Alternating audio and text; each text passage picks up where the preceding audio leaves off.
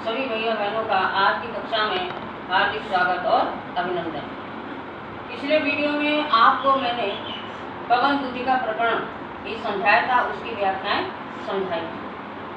आज भी जो शेष व्याख्याएं रह गई हैं उन काव्यांशों की व्याख्याओं को मैं समझाऊंगी और उसके पश्चात ये प्रकरण आपका समाप्त होगा। ठीक है।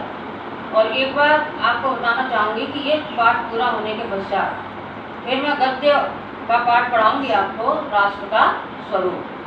तो उसके लिए आप एक अलग कॉपी बनाएंगे गद्य के लिए, और उससे संबंधित जो भी है, या फिर आपने गद्य की जीवनी जिसमें लिखी होगी, जिस कॉपी में गद्यकारों की जीवनी जो पहले लिखा चुकी हूँ, तो उस कॉपी में उस गद्य के काम को प्रारंभ करेंगे। किंतु अभी हम पवन दूती का प्रकरण से शेष बची व्याख्याओं को पढ़ेंगे और समझेंगे। और जो महत्वपूर्ण व्याख्याएं हैं उन सभी को आप अपनी कॉपी पर प्रसंग, संदर्भ, प्रसंग, भावार्थ और काव्यगत सौंदर्य सहित लिखेंगे। धीरे लाना वहन करके नीप का पुष्प कोई, और प्यारे के चपल दृक के सामने डाल देना। ऐसे देना प्रकट दिखला नित्य आशंकिता हो, कैसे होती विरह वश में नित्य रोमांचिता हूँ।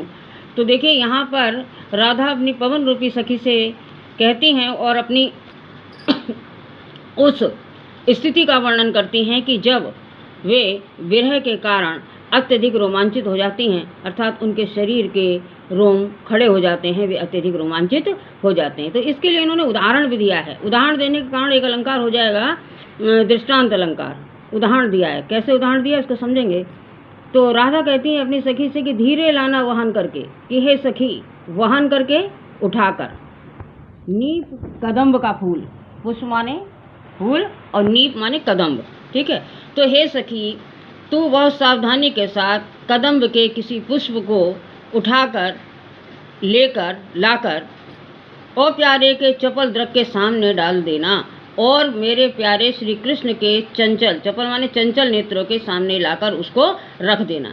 यानी कदम्ब का कोई फूल तुझे दिखाई दे जाए तो सावधानी से उसको उठाकर लाना और कृष्ण भगवान के चंचल नेत्रों के, चपल दृक चंचल नेत्रों के सामने लाकर उसको रख देना। ऐसे देना प्रकट दिखला, और हे सखी उस कदम्ब के फूल के माध्यम से उनको ये प्रकट कर देना, उनको ये बता देना कि नित्य आशंकिता हो, अर्थात मैं इसी फूल के समान नित्य ही आशंकित होती हूँ। अर्थात मेरे हृदय में, मेरे मन में कई प्रकार की आशंकाएं उत्पन्न हो जाती हैं। और कैसे होती विरह वश, और इसी के समान मैं भी विरह के वश, यानी विरह के वशीभूत होने के कारण नित्य ही रोमांचित हो जाती हूँ। तो नीप का पुष्प होता है जिसमें अगर स्पर्श करें, छुएं, तो उसमें रोंगटे से खड़े हो जाते हैं। ठीक है। तो राधा ने इसीलिए अपनी स्थिति का वर्णन किया है कि आपके आने की राह देखती रहती हूँ, और विरह के कारण मैं नित्य ही, जरा सी भी कोई आहट होती है तो मैं आपके आ जाने की उम्मीद से, आशा से अत्यधिक रोमांचित हो जाती हूँ। इसी फूल के समान मेरे भी रोम खड़े हो जाते हैं, मैं रोमांचित हो जाती हूँ। ठीक है।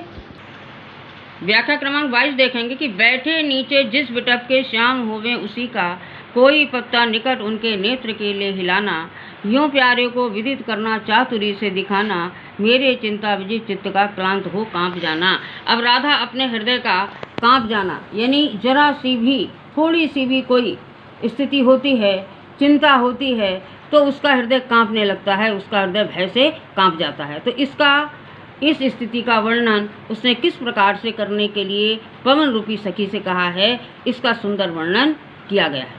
तो बैठे नीचे जिस बिटप के, कि हे सखी, बिटप वृक्ष, कि जिस वृक्ष के नीचे मेरे प्रिय भगवान श्री कृष्ण बैठे हुए हों उसी का, अर्थात उसी वृक्ष का कोई पत्ता उनके नेत्र के लिए हिलाना। तो उस जिस वृक्ष के नीचे वो बैठे हुए हों उसी वृक्ष का कोई पत्ता उनके नेत्रों के सामने अपनी गति के माध्यम से तीव्रता से उसको हिला देना, हिलाती रहना जब तक कि उनकी दृष्टि उसकी ओर ना चली जाए। और उस हिलते हुए, कांपते हुए पत्तों के माध्यम से प्यारे को विदित करना, यानी मेरे प्रिय को विदित करना माने बता देना, अवगत करा देना।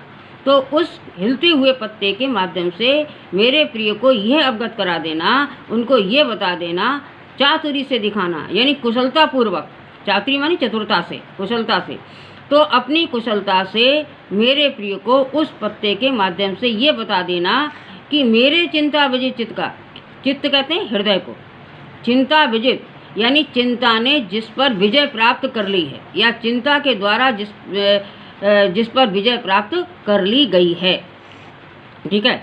तो मेरा ऐसा हृदय जिस पर चिंता ने विजय प्राप्त कर ली है, और भाव क्या होगा कि मैं अत्यधिक चिंतित रहती हूँ, ठीक है। तो इस कांपते हुए पत्ते के माध्यम से ये बता देना कि मेरा ऐसा हृदय जिस पर चिंता ने विजय प्राप्त कर ली है, वो किस प्रकार से भय से अक्लांत, भय से व्याकुल होकर इसी पत्ते के समान कांप जाता है। जैसे ये पत्ता हिल रहा है, कांप रहा है, तो मेरा हृदय भी चिंता से युक्त होने के कारण, आपके प्रति चिंता से युक्त होने के कारण इसी प्रकार से क्लांत व्याकुल होकर कांप जाता है। तो चित्त माने हृदय, चिंता विजित यानी ऐसा हृदय जिस पर चिंता ने विजय प्राप्त कर ली हो, ठीक है।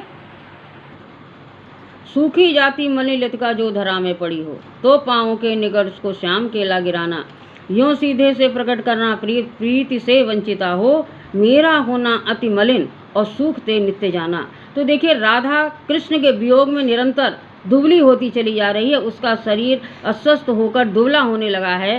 तो इसलिए उसकी स्थिति, दुबली होने की क्या स्थिति है, तो उसने एक लता का उदाहरण दिया है। तो जहाँ उदाहरण दिया जाता है तो आप समझ लीजिए, अलंकारों में आप दृष्टांत अलंकार लिखेंगे। तो राधा पवन रूपी सखी से कहती हैं कि सूखी जाती मलिन लतिका की है सखी, सूखी हुई, मलिन माने मुरझाई हुई, लतिका माने लता, जो धरा में पड़ी हो, लता अर्थात बेल को लता कहते हैं।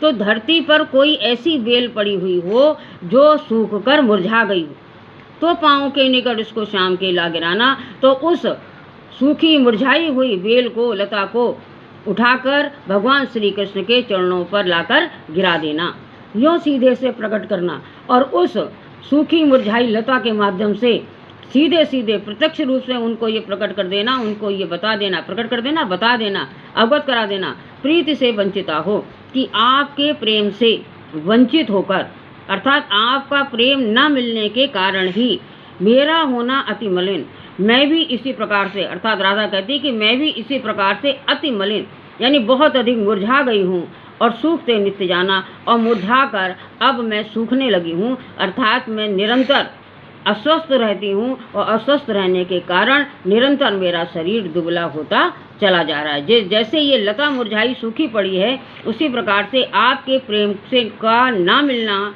ये मेरे लिए अत्यधिक दुखदायी है, इसलिए मैं निरंतर इसी प्रकार से मुरझा रही हूँ, और अस्वस्थ होने के कारण निरंतर ही मेरा शरीर दुबला होता चला जा रहा है। तो दृष्टांत अलंकार है केवल।